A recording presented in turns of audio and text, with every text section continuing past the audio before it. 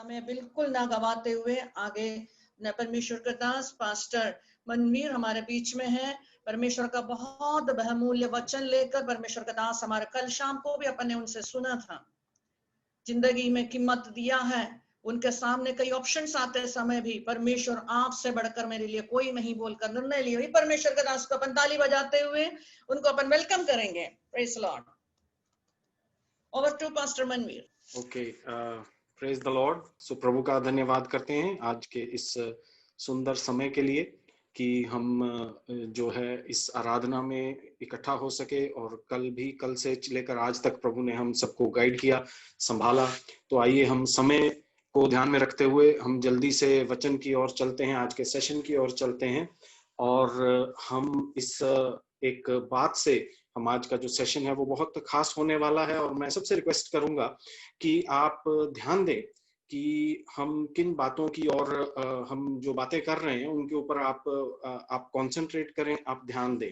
आइए हम शुरू करते हुए हम एक शब्द को आज सीखते हैं या उसके बारे में बात करते हैं कि व्हाट इज अ शार्लटन। एक शार्लटन अंग्रेजी में एक शब्द बोला जाता है, और ये शार्लटन क्या होता है?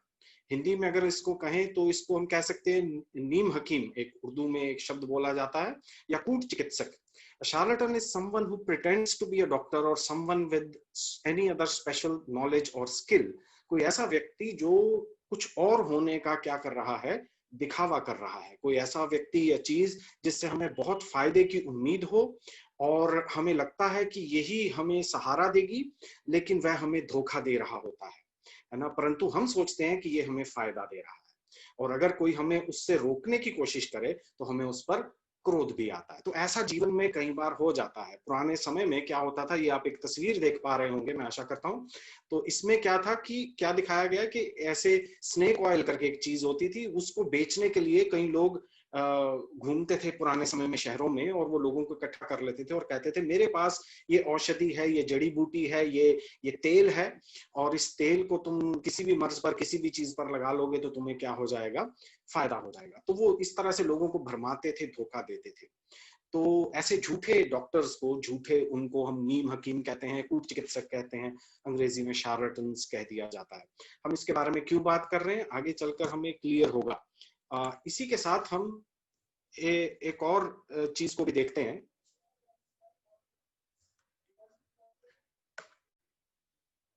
एक मैजिशियन होता है, एक और चीज होती है जिसको हम कहते हैं मैजिशियन, जादूगर, है ना। वो जादू आता है, दिखाता है, और हम उसको देखने जाते हैं, हम पैसा भी कई बार खर्चा करते हैं कि हम, मैजिशियन क्या होता है? Magician is also playing tricks with you, but he comes as a magician, not as a doctor. यहाँ पर एक फर्क हो जाता है कि मैजिशियन जो है, जो जादूगर जो अपने आप को बनाकर लाता है, वो भी आपके सामने कुछ छल भरे कार्य करता है, कुछ धोखे वाले या छल वाले कार्य करता है, लेकिन वो आपको धोखा नहीं दे रहा है ना। वो कुछ आपको ट्रिक्स करके दिखा रहा है, लेकिन वो आपको धोखा नहीं दे रहा है, क्योंकि वो अपने ट्रिक्स, वो अपने कार्य आप पर क्या कर रहा है, प्रकट कर रहा है। तो एक ऐसा व्यक्ति है जो अपने आप को डॉक्टर दिखा रहा है लेकिन वो है नहीं, और दूसरा ऐसा व्यक्ति है जो अपने आप को जादूगर दिखा रहा है और वो असल में वही है। तो he is not lying to you, वो आपको झूठ नहीं बोल रहा है। ये दोनों बातें हम आज के इस सेशन में अपने ध्यान में रखेंगे। तो what is the difference between a charlatan and a magician? Charlatan जो है वो हमें धोखा देता है। Charlatan deceives and magician declares his trick. Charlatan जो होता है वो हमें धोखा दे देता है, और जो जादूगर होता है वो पहले ही बता देता है कि मैं ऐसा करने वाला हूं, मैं ये हूं, और मैं आपको जो दिखाऊंगा वो सच नहीं है, लेकिन मैंने आपको बता दिया, आप अपनी मर्जी से आना चाहते हैं तो आए, आप थोड़ी देर मजा लेना चाहते हैं तो ले लें। So there is a slight and but important difference. कोई ऐसी चीज, शार्लटन क्या है, कोई ऐसी चीज या व्यक्ति जो आपका भरोसा जीत ले और आपको फायदा पहुंचाते हुए आपका कुछ नुकसान भी करे। तो शार्लटन वो चीज है जो आपको फायदा तो दे रही है और आपका भरोसा भी जीत रही है, लेकिन वो साथ ही साथ कुछ गुप्त नुकसान आपका करती जा रही है और आपको मालूम भी नहीं है कि ये मेरा नुकसान कर रहा है ना। मैजिशियन क्या करता है, किसी ऐसे फायदे का वायदा नहीं कर रहा जो वो आपको दे नहीं सकता, है ना। मैजिशियन कौन है? दूसरा व्यक्ति कौन है जो ऐसी किसी बात का आपसे कोई प्रॉमिस नहीं कर रहा है ना, जो अपनी वीकनेस, अपनी कमजोरी आपके सामने रख रहा है कि भाई मैं तुम्हें ये ट्रिक तो दिखाऊंगा, लेकिन ये ट्रिक नकली होगा, असल में मैं कोई जादू वादू नहीं कर रहा हूं, मैं केवल एक ट्रिक कर रहा हूं। वो आपको भी पता है, और आप फिर भी उसके ट्रिक को आप पार्टिसिपेट कर रहे हैं। तो दोनों में एक फर्क है। शार्लेटन क्या करता है, सारा सत्य आपको ना बताते हुए वह आपको धोखा दे रहा है। क्यों शार्लेटन क्यों आपको धोखा दे रहा है? क्योंकि वो आपको सारा सत्य, पूरी सच्चाई आपको नहीं बता रहा है, कुछ ही सच्चाई बता रहा है, बाकी की सच्चाई को वो क्या कर रहा है, छिपा रहा है, आपसे दूर रख रहा है। ठीक है, आपसे कोई ऐसी चीज ले रहा है जो आपने उसको दी ही नहीं और आपको उसकी जानकारी भी नहीं है ना। तो वो आपसे कोई ऐसी चीज गुप्त में पीछे से लेता जा रहा है जो आप उसको देना नहीं चाहते थे। आपसे अगर बताया जाता, समझाया जाता, तो आप कहते ना भाई ना, ये नहीं मैंने देना। ठीक है, लेकिन उसने आपको बताया ही नहीं, है ना, बिना आपकी जानकारी के। मानो वो आपके घर में घुस आया और जाते समय आपकी कोई कीमती चीज जेब में डालकर ले गया, लेकिन आपके लिए बड़े गिफ्ट्स लाया, है ना। तो जब आप देखें कि जो गिफ्ट्स वो मेरे लिए लाया वो शायद 500 रुपए के थे, लेकिन जाते समय वो मेरी 50,000 की कोई चीज, कोई 5,000 की चीज, 10,000 की चीज वो साथ ले गया। तो मैजिशियन क्या करेगा, जो भी कठिनाइयां या अंदर की बात होगी वह आपको बताकर फिर करेगा, वह आपको धोखा नहीं दे रहा है। तो हमारे जीवन में हम बहुत सारी लोगों से, बहुत सारी चीजों से अट्रैक्ट होते हैं माय फ्रेंड्स, और कुछ बातें, और खास तौर पे जवानी में, बचपने में हमें पता नहीं रहता है कि कौन शार्लेटन है और कौन मैजिशियन है, कौन जो है वो मेरे साथ मुझे ट्रिक्स तो दिखा रहा है, मुझे एंटरटेन तो कर रहा है, मुझे अपने में लुभा तो रहा है, लेकिन वो मुझे धोखा नहीं दे रहा है ना। वो अपनी कमजोरी, अपनी हद, अपनी लिमिट में ही है, और उसकी कमजोरी, उसकी कमी मुझे मालूम है, और मैं डिसाइड करूंगा कि भाई मुझे कितना इसके ऊपर बिलीव करना है और कितना नहीं बिलीव करना है। लेकिन शार्लेटन बहुत खतरनाक है। शार्लेटन कौन है? शार्लेटन वो है जो पूरी तरह आपका भरोसा जीत लेता है, अपनी कोई कमजोरी आपको नहीं बता रहा, वो छुपा रहा है अपनी कमजोरी को, और आप सोचते हैं कि भाई दिस इज द बेस्ट, यही सबसे बढ़िया है। ये दूसरा वाला, ये थोड़ा बोरिंग है, राइट, इसमें वो मजा नहीं है, इसमें बहुत ज्यादा मजा है। लेकिन आपको कुछ सालों के बाद, कुछ समय के बाद, काफी पानी, जैसे कहते हैं वाटर अंडर द ब्रिज, काफी दूर निकल जाने के बाद आपको पता चलता है कि यार अरे ये तो मुझसे ये चीज बिना मेरी नॉलेज के मुझसे चोरी करके ले गए, है ना। तो उसको क्या कहते हैं हम? डिसेप्शन कहते हैं। Charlatan deceives you, magician announces his trick. Example इसका हम ले सकते हैं, जैसे स्मोकिंग है ना।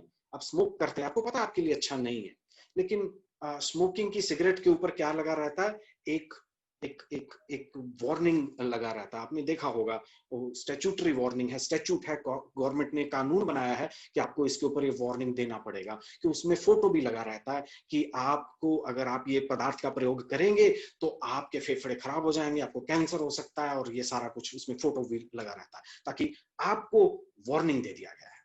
फिर भी आप पीना चाहते हैं, तो आपकी मर्जी, उसमें उसमें सरकार आपको कुछ नहीं कह रही है। लेकिन एक मैं प्रश्न आपसे पूछना चाहता हूं, कार के अंदर आपको कभी कोई वार्निंग मिला कि यहां पर भी हवा आपकी सेहत के लिए हानिकारक है?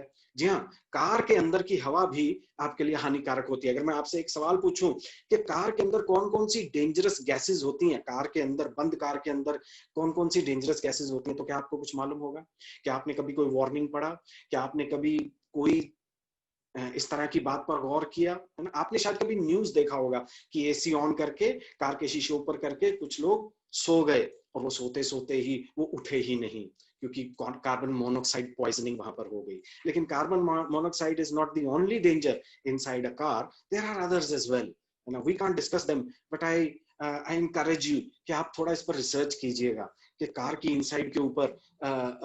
और मैं आपको एक बात पहले से बता दूं कि पूरी दुनिया में इस चीज के ऊपर रिसर्च ही नहीं की जाती कि कार के अंदर कौन कौन सी खतरनाक गैसेस होती हैं। अमेरिका में थोड़ी सी रिसर्च है, मैंने बड़ी मुश्किल से ढूंढ के कहीं से पढ़ा था, तो इसका कोई क्राइटेरिया नहीं माना जाता। तो that is like bit of a deception. आप सोचते हैं आप बहुत अच्छी जगह में हैं, कार के अंदर हैं, लेकिन वो भी आपकी सेहत के लिए अच्छा नहीं है। आगे चलते हैं। एक प्रश्न जो हमारे सामने आता है, हम सब जवान हैं, यंग पीपल हैं, we are in the prime of our lives, this is the best time, है ना। लेकिन एक प्रश्न जो आज हम जिसको कंसिडर करेंगे वो ये है, are we free to wreck our own lives if we choose to? कि अगर मैं चाहूं, अगर मैं चाहता हूं कि मुझे अपनी जिंदगी बर्बाद करनी, खराब करनी, आपको इससे क्या लेना? तो क्या हमें ये आजादी है या होनी चाहिए?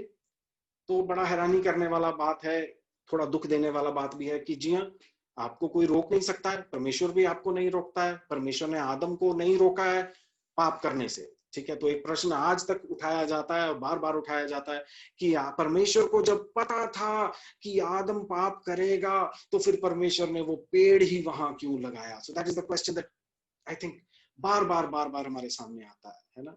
सो देयर इट इज, ये लाइफ है, ये परमेश्वर ने हमारे को ये आजादी दी है कि हम अगर पाप करना चाहें, हम अगर गुनाह करना चाहें, अगर हम कोई गलत चॉइस करना चाहें, वी हैव दैट फ्रीडम, हमारे पास वो आजादी है ना। we like to do what we please, when we please, how much we please, and that is how it should be. Maybe you will all agree, आप कहेंगे हाँ हाँ ऐसे ही होना चाहिए, है ना।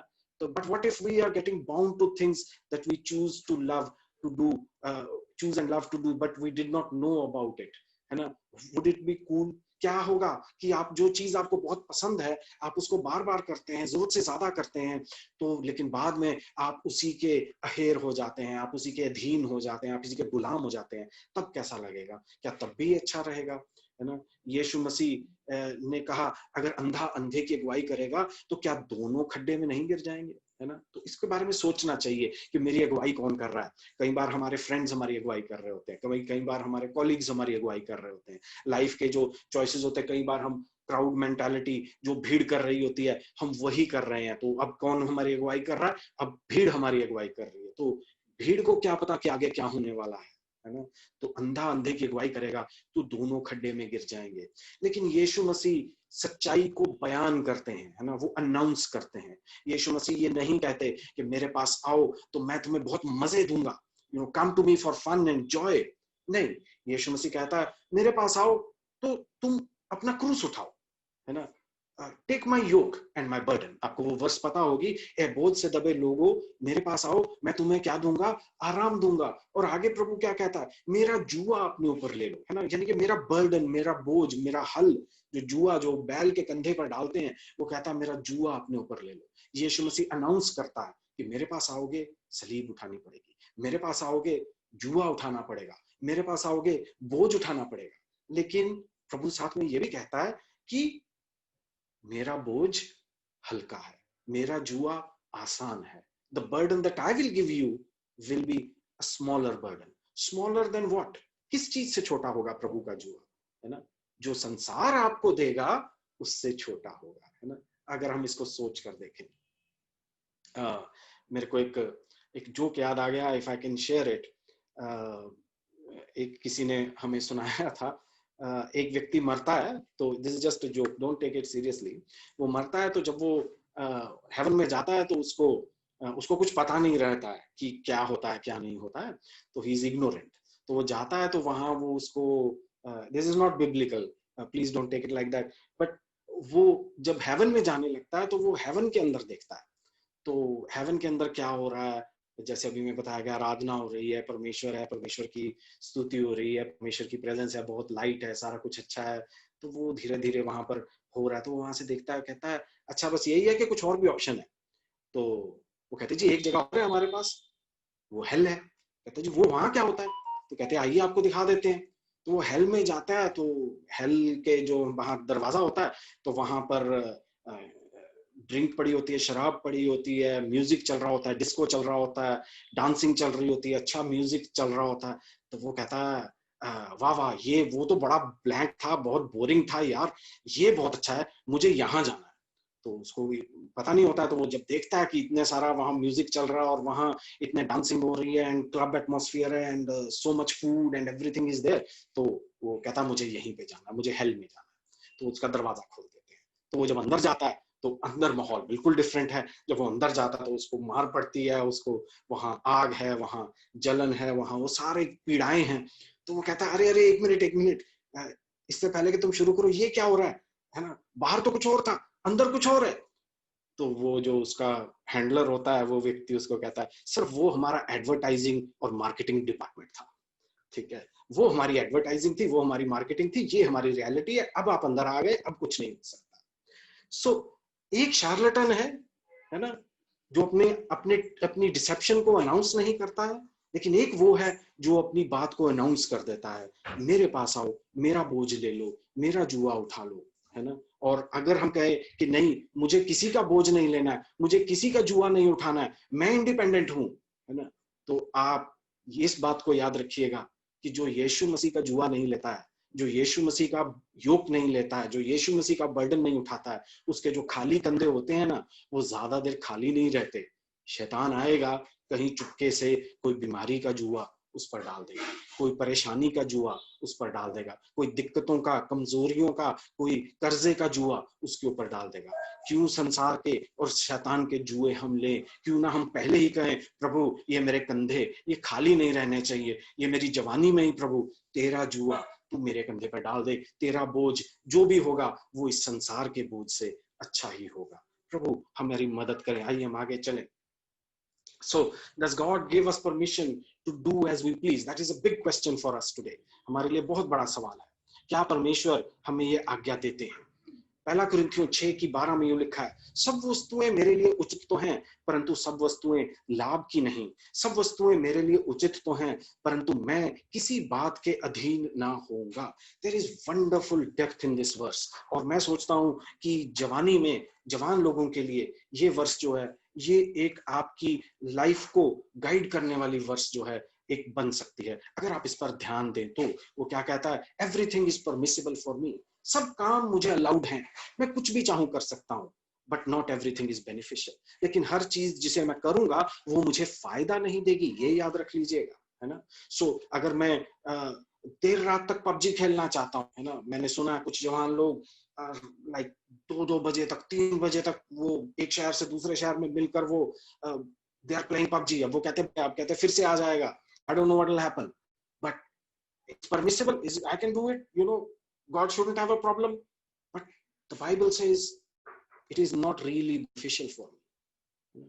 So that is something, जब हमें फ्रीडम मिलता है तो हमें चॉइस करने का विजडम भी होना चाहिए। तो पौलुस कहता है everything is permissible for me, but I will not be mastered bye anything. Yes, कई चीजें ऐसी भी होती हैं जो हमें लगता है it is permissible, I can do this, मैं ये कर सकता हूँ, I am my own man, I am my own person. अब मैं बड़ा हो गया हूँ, अब मैं जवान हो गया हूँ, मुझे भी नॉलेज है, मैं डिसीजन ले सकता हूँ। लेकिन पौलुस 2 बातें हमें यहाँ बता रहा है, वो ये कि हर चीज फायदे की नहीं होती, और हर चीज जो है कोई चीजें ऐसी भी होती हैं जो हमारे ऊपर ही मालिक बन जाती हैं। तो पौलुस कहता है I will not be mastered bye anything. What sort of choices should we make according to the Bible? We are free to make choices because we have been given freedom. But Paul shares 2 warnings here. The things that I may choose for myself, all of them may not actually be beneficial to me. बात ये याद रखिएगा, हर चीज जो आप चुनते हैं वो आपके लिए बेनिफिशियल नहीं होगी, हो सकता है वो आपके लिए बेनिफिशियल ना हो। The things that I may choose for myself may end up being masters over my life, है ना। हो सकता है जो चीजें मैं चूज कर रहा हूं वही मेरे जीवन के ऊपर मास्टर्स बन जाएं। They will decide where I go and what I do, not I myself. And in the end they will change my गंतव्य, है ना। हम गंतव्य के विचार को लेकर इस मीटिंग में शामिल हुए हैं, इस कैंप में शामिल हुए हैं, तो आइए हम उस गंतव्य के बारे में कुछ अहम बातों को नोट भी कर लें कि आपकी डेस्टिनेशन जो है वो कौन डिसाइड करेगा। क्या आप कर पाएंगे, है ना। अगर आप करना चाहते हैं तो वो एक बात है, क्या आपके पेरेंट्स करेंगे वो दूसरी बात है ना। लेकिन क्या सर्कमस्टांसेस करेंगे, ये तीसरी बात। क्या सर्कमस्टांसेस आपकी डेस्टिनेशन को डिफाइन करें, आपके गंतव्य को डिफाइन करें, वो शायद अच्छा नहीं होगा। क्यों ना हम एक फैसला लें कि प्रभु मैं तेरे हाथों में अपनी डेस्टिनेशन को सौंपता हूँ, मैं तेरे हाथों में अपने गंतव्य को सौंपता हूँ, क्योंकि मैं तुझे ट्रस्ट करता हूँ। तू मुझसे ज्यादा सयाना है, तू मेरे माता पिता से भी ज्यादा सयाना है, तुझे फ्यूचर का पता है, मुझे नहीं पता, आपको नहीं पता है, आपके मम्मी डैडी को भी नहीं पता, लेकिन प्रभु को पता है। सो कौन मेरा गंतव्य डिसाइड करेगा, कौन मेरा फ्यूचर, मेरी डेस्टिनेशन डिसाइड करेगा? वो जिसकी मैं आज बात सुनूंगा। He will decide my future. अगर आज आप प्रभु की बात सुनना शुरू करेंगे तो आपका फ्यूचर प्रभु डिसाइड करता जाएगा। अगर आज आप नहीं सुनेंगे और आप फ्यूचर में कहीं और पहुंच जाएंगे और फिर बाद में प्रभु को ब्लेम देंगे, अरे प्रभु मैं तो मीटिंग में आया था, मैं तो ताली भी बजाया था, मैं तो नाचा भी था, लेकिन फिर मेरे साथ क्यों हो गया? तो वो मसला नहीं है, वो इशू नहीं है। इशू क्या है? आज आप किसकी आवाज सुन, आज आप किसको फॉलो कर रहे हैं? So that will decide. So while God gives us the freedom to choose, Paul seems to be asking us to first learn the wisdom to choose. पहले हमारे को चॉइस करने की बुद्धि हो, फिर हम अपनी फ्रीडम को एक्सरसाइज करें। सो कौन सी वो कुछ बातें हैं जिन्हें आज हम बहुत प्रेम करते हैं, we love a lot, you know, social media sites, Facebook, WhatsApp, YouTube, Google, Instagram, Twitter, I must have missed a few. हमें ट्रैवलिंग अच्छा लगता है, हमें जब भी जो भी अच्छा लगे, हमें खाने पीने की आजादी हो, यू नो, फैमिली और फ्रेंड्स के साथ हमें टाइम स्पेंड करना अच्छा लगता है, this are all good. How about love, है ना? Do we love to fall in love, है ना? हम प्रेम को के बारे में हमारा क्या विचार है ना? हम जवान हैं, हमें हक है कि हम प्रेम कर सकें। So we fall in love, what to do. हमारे एक इंग्लिश के प्रोफेसर होते थे, वो एक बात बड़ी अजीब बात कहते थे, और हम भी तब जवान थे, तो हमारे प्रोफेसर थे, तो वो ये एक बात कहते थे, I think it's in some English literature somewhere, वो कहते थे, have you ever wondered why you always fall in love and never rise in love, right? You always fall in love, never rise, why is that so? So something called love, एक ऐसी चीज जो हजारों करोड़ की movie industry को तो चला ही रही है, और कुछ चला रही है कि नहीं मुझे मालूम नहीं है। हजारों करोड़ों रुपए जो हैं वो इसके द्वारा लोग बनाते हैं, just on that theme of love, कि boy meets a girl and they fall in love and then something happens. बस इतनी सी बात को लेकर हम करोड़ों रुपया कमा सकते हैं।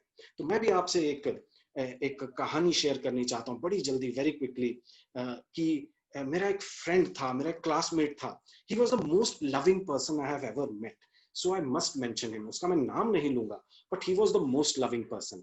मैं उससे कॉलेज में मिला, उसका और मेरा रोल नंबर साथ साथ था, हमारा ग्रुप सेम था, और हमें एक साथ मिलकर दिन में 2-2, 3-3 घंटा एक्सपेरिमेंट्स करने होते थे। हमारा कोर्स जो साइंस का था, उसमें वो हमें we had to spend a lot of time with each other। तो हमारा ग्रुप सेम था क्योंकि रोल नंबर साथ थे। तो मैं इससे लड़के से मिला, और मैंने एक दिन इसकी बाजू पर कुछ निशान देखे, जले हुए के निशान थे। तो मैंने इसको पूछा, ये आपकी बाजू पर क्या है, क्या चीज जल गया? तो पहले बोला कुछ नहीं। फिर जब मैंने इंसिस्ट किया तो बोला, ये एक लड़की का नाम है जिससे मैं प्रेम करता था। मैंने कहा, लड़की का नाम जला हुआ कैसे है? तो कहता, मैं उससे इतना प्रेम करता था कि मैंने एक लोहा लिया, उसको गर्म करके उसका नाम मैंने अपने हाथों से अपनी बाजू पर उसका नाम मैंने गर्म लोहे से मैंने अपनी स्किन पर उसका नाम बना लिया है। Horrible to think about. And जब मैंने ध्यान से देखा तो एक्चुअली देयर वर लेटर्स, तो उसने एक नाम लिखा हुआ था। तो एकदम से अचानक से मेरे मन में सवाल आया, मैंने उससे पूछा, ये लड़की अब कहाँ है जिससे तू इतना प्रेम करता है, ये लड़की अब कहाँ है? तो उसने आगे से कहा, उसकी तो शादी हो गई, शी इज मैरिड हैप्पीली, वो she is living somewhere else.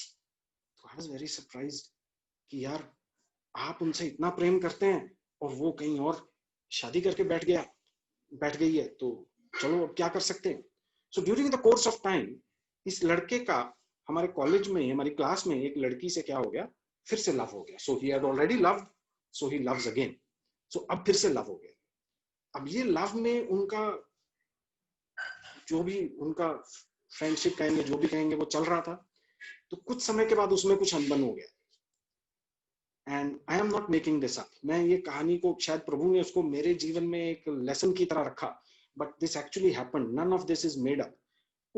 अब जिससे इसने लव कर रहा है, ये फ्रेश लव जो है इसका, उससे इसका अनबन हो गया। तो इसने क्या किया, मेडिसिन खा लिया एंड ये attempted suicide. And that was very scary. और मैंने अपनी लाइफ की शुरू की, मैं उस समय में प्रभु को जान रहा था, शुरू की मेरी प्रेयर्स में से एक प्रेयर उसके लिए थी कि प्रभु इसको बचा ले, और प्रभु ने उसको बचा लिया। So that was another thing, see how much love he has. फिर इसके बाद क्या हुआ, जब हमारा फाइनल ईयर आया, हमारा वाइवा होने वाला था, हमारा एग्जाम, फाइनल एग्जाम चल रहा था, हमारे हम वेट कर रहे थे कि हमें अंदर बुलाया जाएगा। तो कुछ लड़के आए और वो इस लड़के को मारने लग गए। This actually happened. और मैं एकदम घबरा गया, मैं कभी किसी फाइट में नहीं गया था किसी, तो मैं घबरा गया कि अब क्या करूं। तो मैंने कुछ लड़कों को रोका, मैंने कहा, भाई मत मारो मत मारो। तो तब पता चला कि भाई क्यों मार रहे। तो उसका कारण क्या था? उसका कारण ये था कि अब ये किसी और लड़की से लव कर रहा था, और उसका जो बॉयफ्रेंड बनना चाहता था या बन चुका था या फॉर्मर बॉयफ्रेंड था, उसने लड़के भेजे थे कि वो इसको मारे। आई am not making this up, this I have actually experienced this. I was in that fight. I had to stop some boys from hitting him very badly. मैंने उनके हाथ पकड़े, हाथ जोड़े कि भाई मत मारो। So not a good experience. अब आप कहेंगे इतने सारे love, very loving person, I think, very loving person. So अब आपके मन में क्वेश्चन होगा कि इसने इन सारे लव एंगल्स में से शादी किसके साथ की, क्योंकि फिल्म में होता है ना कि वो जिसके लिए जान देने के तैयार हो जाता है उससे फिर शादी भी बन जाता है। शादी इसने किसी और से की, उससे की जिससे इसके मम्मी पापा ने कहा। Alright, so again a lot of love for the wife now. So he's married with children. Now अब ये किसी दूसरे देश में चले गए, वहां रहते हैं। तो एक दिन फोन पर मेरे से बात हुआ, तो फोन पर मुझसे बात करके कुछ एक्स्ट्रा मैरिटल के बारे में उन्होंने बात करना शुरू किया। तो I protested, I said you are married, आप शादीशुदा हैं। तो उनका जवाब आगे से क्या था, अभी अभी तो जवान हुए। I am not making this up, I am not making anything up, this has actually happened. So हम इसको क्या कहेंगे? क्या आप इसको प्रेम कहेंगे? मैं इसको प्रेम नहीं कहता, मुझे नहीं मालूम ये क्या है, लेकिन प्रेम तो नहीं है। Many times what we call love is nothing more than a temporary attraction that comes quickly and goes away quickly too. और साइकोलॉजिस्ट इसका नाम देते हैं पपी लव। जैसे पपी बहुत क्यूट होता है, बहुत छोटा होता है, it's very easy to fall in love with that puppy, but that love goes away the moment that puppy becomes a big dog and starts barking at you. Now you don't love that puppy anymore. Where is the love? It has gone. Psychologist हमें इस phenomena को understand करने में मदद करते हैं कि this is puppy love, quick attraction and quick loss of attraction. और वो कहते हैं कि इस तरह का जो प्रेम है वो जब लाइफ में कोई भी सीरियस सर्कमस्टांस आता है, सीरियस कंडीशन आती है, उसमें इस तरह का प्रेम जो है वो एकदम से खत्म हो जाता है। और वो रिलेशनशिप्स जो अपने समय में बहुत स्ट्रांग होते हैं, इमोशंस इतने स्ट्रांग होते हैं कि वो अपनी बाजू जलाने को तैयार है, वो अपने आप को खत्म करने को तैयार है to prove his love, but then 6 months down the line he forgets that very love. What is this? Is this love? आप सोचिए, आप मुझे बताइए, क्या ये प्रेम है? क्या ये वो प्रेम है जो हमारे जीवन को चला सकता है? मुझे इसमें जरूर शक है। प्रेम, मैं एक बात आपको, आप सब छोटे हैं, जीवन के तजर्बे में हमसे छोटे हैं। मैं एक बात आपको कहना चाहता हूँ, बड़ी सरलता से मैं आपको एक बात कहना चाहता हूँ, और इसको याद जरूर रखिएगा मेरे भाई मेरी बहन, कि बाइबल क्या बताती है? बाइबल बताती है प्रेम पवित्र आत्मा का फल है। What is love? Love is a fruit of the Holy Spirit. What is love? Love is not attraction. You say, oh, I love that dress, I love that car, I love that mobile. That is not love. That is an attraction. जो mobile आपको आज अच्छा लग रहा है, कल आपको वो घटिया लगेगा, है ना, क्योंकि एक नया मोबाइल आ जाएगा। Don't fall for that. That is not love. Love is a fruit of the Holy Spirit. जब होली स्पिरिट हमारे जीवन में आएगा तब हमें रियल लव मिलेगा। हाँ, बॉय और गर्ल के बीच में भी रियल लव पॉसिबल है, but again that comes from God.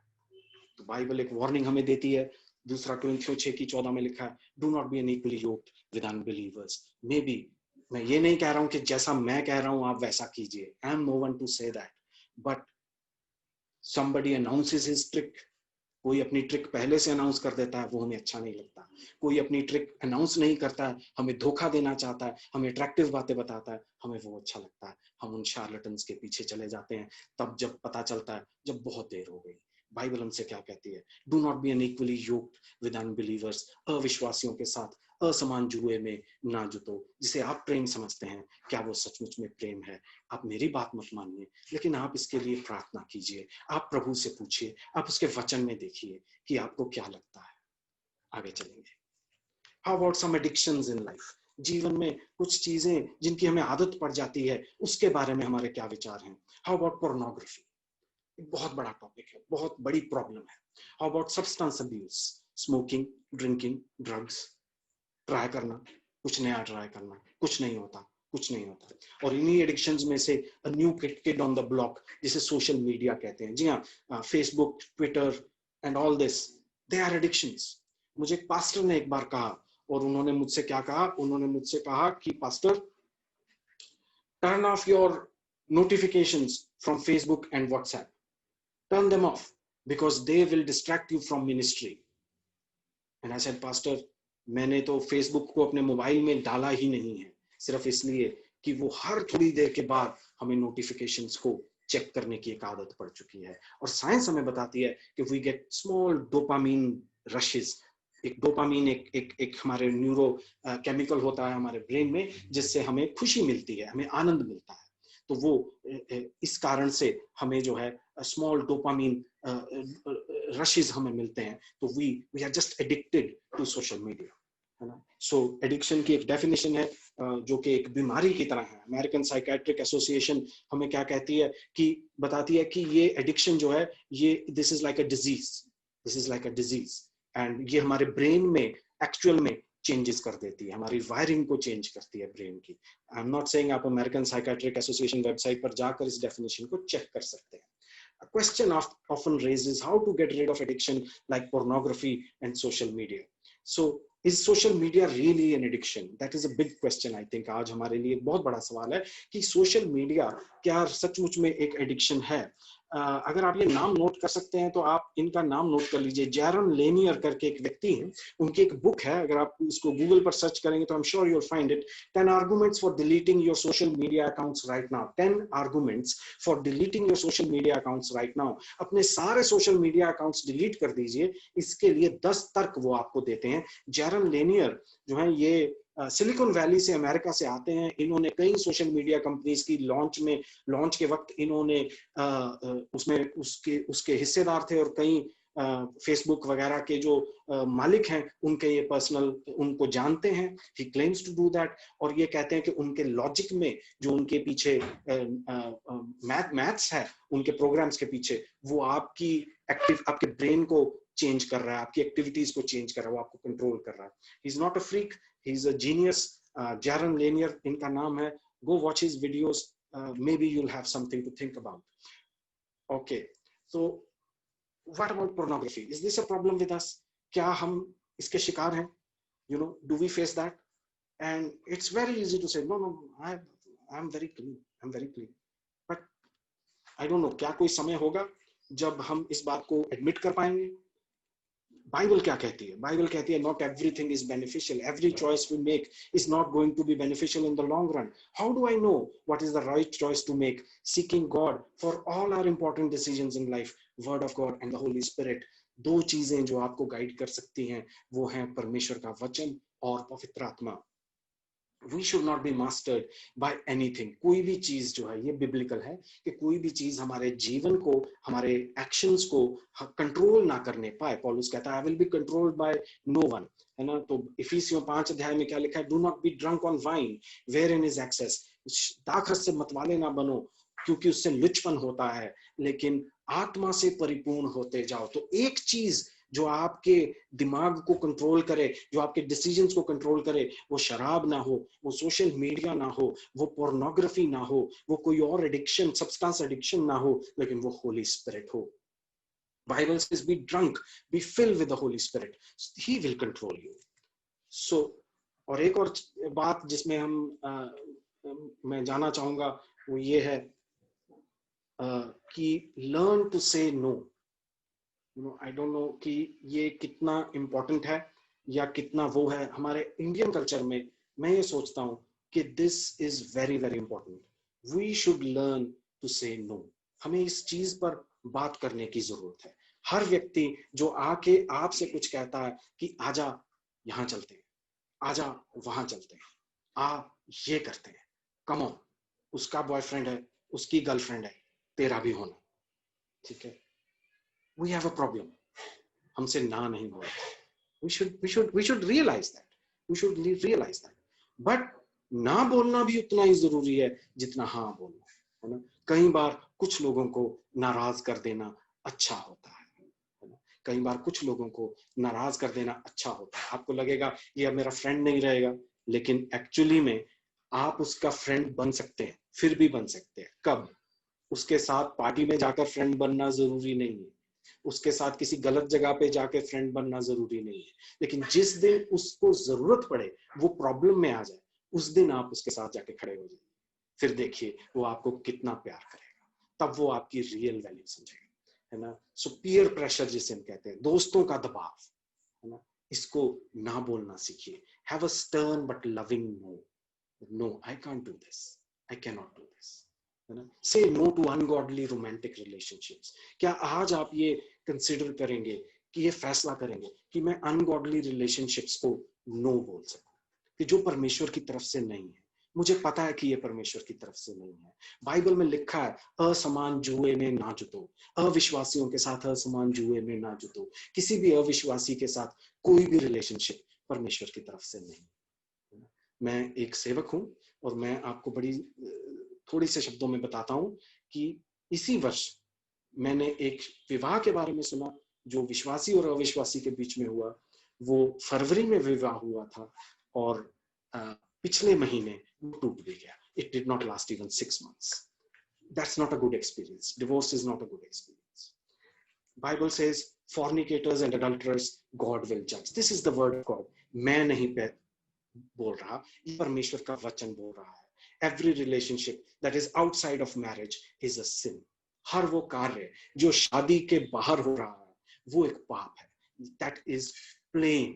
ये परमेश्वर की तरफ से स्थापित है, आज से स्थापित नहीं है, ये हजारों वर्षों से स्थापित है। और कई बार हमें लगता है कि मॉडर्न जमाना है साहब, आप पुरानी बातें कर रहे हैं, आप 100 साल पुरानी बातें कर रहे हैं, आप 50 साल पुरानी बातें कर रहे हैं। मैं आपसे एक बात बोलनी चाहता हूं मेरे भाई मेरी बहन, कि बाइबल के जमाने में प्रोमिस्क्यूटी जिसको कहते हैं, सेक्सुअल ओपननेस जिसको कहते हैं, वो आज के जमाने से ज्यादा नहीं तो इतनी तो जरूर थी। जैसे आज हमें लगता है कि जमाने में बहुत ओपननेस है, उस जमाने में भी बहुत ओपननेस थी। अब बाइबल खोल के पढ़िए, अब बाइबल खोल के पढ़िए, आप कोई कमेंट्री खोल के पढ़िए, उस जमाने में कितनी ओपननेस थी।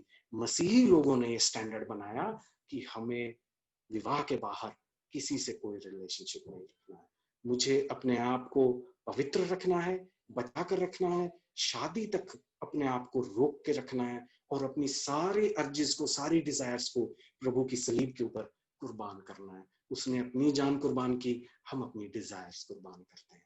यही वो वायदा है, यही वो वाचा है जो हमें अपने जीवन में, हमारा पर्सनल रिलेशनशिप प्रभु के साथ, आप मेरे लिए मत कीजिए, किसी भाई, किसी बहन, किसी पास्टर, किसी मम्मी पापा के लिए मत कीजिए, लेकिन ये वायदा जब हम करते हैं, ये कमिटमेंट जब हम करते हैं, ये हम प्रभु के लिए करते हैं।